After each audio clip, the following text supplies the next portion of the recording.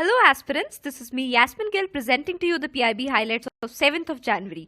So you can follow all these videos on this particular link given of an academy, and do not forget to rate and review the videos. And how can you do so? Quickly go on an academy, search PIB January. So once you search it under PIB highlights course in English language, just click on that course, and under review section you can actually write a review, and thereby you will also see certain stars whereby you can give star ratings as well. So let's begin. Under history, culture and geography section we have culture, very legendary personality Shri Om Puri, who died yesterday. So important and noteworthy points include that he won Padma Shri as title, plus he also won the title of an honorary officer of Order of the British Empire. So these both are related to the titles. Other than that, his wife, named as Nandita, also came up with his biography by the name of Unlikely Hero: The Story of Om Puri, plus his debut movie. Now see, there were lot many movies and lot many achievements. Not all of them are important, but see, why this debut movie is important is because this was based on a very important aspect of culture as well as history. How? See, the debut movie was known as Ghashiram Kotwal. So this was based on a Marathi play which was written by a very famous playwright Vijay Tendulkar. Also, this was a political satire which was written as a historical drama based on the life of Nana Fadnavis.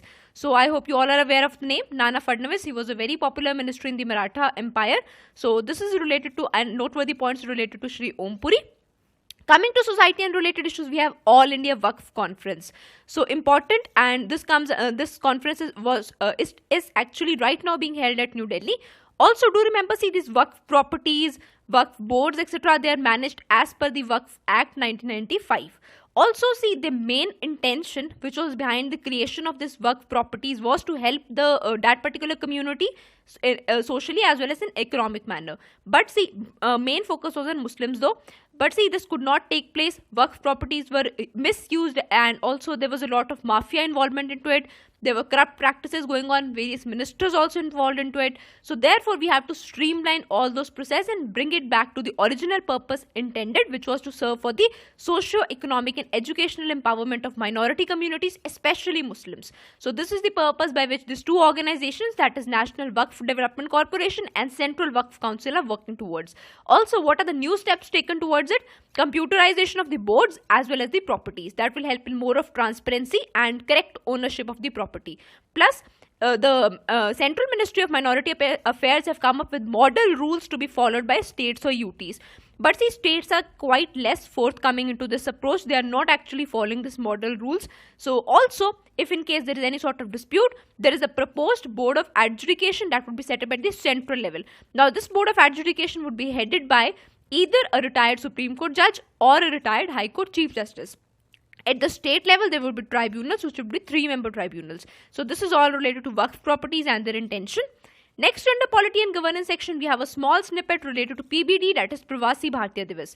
So do remember that the Youth Pravasi Bharatiya Divas concept, it was launched in 2015 Pravasi Bharatiya Divas. Also, see, the rest of the points is not that important, though you may use it somewhere in the role of diaspora or the connections to the Indian communities outside. So what it says is, during the last year, we had this approach of 3 C's for involving youth in our development. So what was they? Connect, celebrate, contribute. In fact, we even now we use the connect feature by bringing up a program, Know Your India. Other than that, in this particular youth PBD, that is Youth Pravasi Bharatiya Divas conference, we will be coming up with 4 T's. That is utilization of talent, technology, training and teamwork. And all this will also maybe cut down brain drain in case the people or the youth who come back and work into good opportunities in the country itself.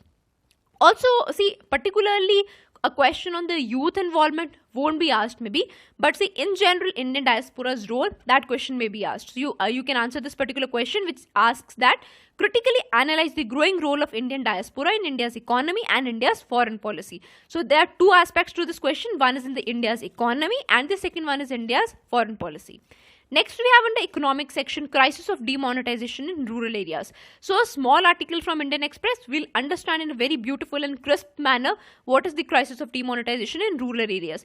Particularly important, why? Because even President have spoken about it, and secondly, even RBI is trying to nullify the impact of demonetization in the rural areas, because it has asked the banks to put 40% of cash in the rural areas. So in that aspect, what is the crisis that the rural areas would be facing? See, all the programs or transactions which are done in rural areas, they are mainly based on cash. So that is one big issue. Other than that, two main sectors are the ones that will mainly jeopardize the remonetization program in the rural areas. So one is agriculture. We know people have to pay their labor, and even the mandis whereby farmers are going and selling the crops, even they do not have cash. So farmers are resorting to distress sale. So this might actually jeopardize the rural economy, which is the base for our Indian economy. Next, we have construction sector. So construction is in itself a very employment intensive sector. Now, why and how is construction related to rural areas? You might think that construction is something which is peculiar to urban areas, right? But see, construction would impact rural areas. Why? Because see, it is mainly rural migrant laborers that go and work in cities in the construction sector. So in that aspect, the remittances which they would be setting back would be jeopardized now, or would be less in amount, and therefore in two ways, that is, one is internally generated via agriculture, another one is remittances based, that is construction sector. These are the two broad ways whereby rural area remonetization would be impacted. In that context, you can answer this very beautiful question. What it asks is, the correct strategy for poverty alleviation is an entrepreneurial approach and not entitlement based approach. So this is a new line of thought which is coming up, that is, do not just go on giving I would say subsidies and all, and you have low interest rates, etc., subvention schemes, etc. Go for entrepreneurial approach in case you want to cut down poverty. And what does this approach talks of? It talks of job creation. So you can answer this question. Next, we have demonetization and cyber security. So it was very obvious, if the money is demonetized and we are moving towards cash transaction, we might face issues of cyber security. So two questions can be framed from this particular topic. One is, how can this policy of moving towards cashless economy, is it safer? Is a cyber infrastructure that developed to handle this particular transition? And the second one is, what are the steps taken by the government in this particular regard? So in this particular slide, we'll be mainly dealing with the steps taken by the government. So government has not lagged behind, and government is taking a lot many steps. So let's go through them. Firstly, we have rolled out the first phase of a multi-stakeholder body, which is National Cyber Coordination Center. So under it, there will be a specific branch related to threat and situational awareness test bed. Also, we have a very famous agency already in place, that is CERTIN. The full form being Computer Emergency Response Team of India. So this is the main agency that deals with cyber threat, and under it, a new, branch has been set up by the name of Botnet Cleaning and Malware Analysis Center. So this is mainly for detection of virus, etc. in the computer systems. Plus, in context of recent demonetization, a new branch, that is Digital Payments Division, has been set up under CERTIN. Also, last year itself, Cabinet Committee on Securities had come up with a 1,000 crore fund under the chairmanship of a committee headed by NSA, that is National Security Advisor. So this particular fund would be used in promotion of R&D plus indigenization. See, indigenization is a very important aspect of cybersecurity. Why? Because we do not need our systems to be developed by countries outside and our servers based outside. We want everything indigenized routers, indigenized computer systems, etc. Lastly, even RBI has not lagged behind. It has also come up with its own cyber crisis management group. So this is how the government is taking very proactive steps in case of cyber security. So that's it for today. And also have a look on this particular MCQs which we asked in today's MCQ section in the morning. So what does it asks? The first one says that what is true of them? A, Amazon Echo is an internet connected speaker.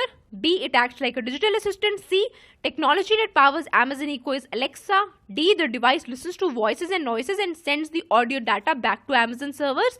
E, it can play music, make to-do lists and search internet as well. So you can follow this particular question's answer in the MCQ course. Similar question was here related to the solar road. Which country came up with the first durable solar road, and which country came up with the in general first solar bike path? Lastly, we had questions on the very important topic of chit funds. Important why? Because Rose Valley scam has been in news. So that's it for today. If you find the initiative useful, do not forget to rate and review. Thank you so much.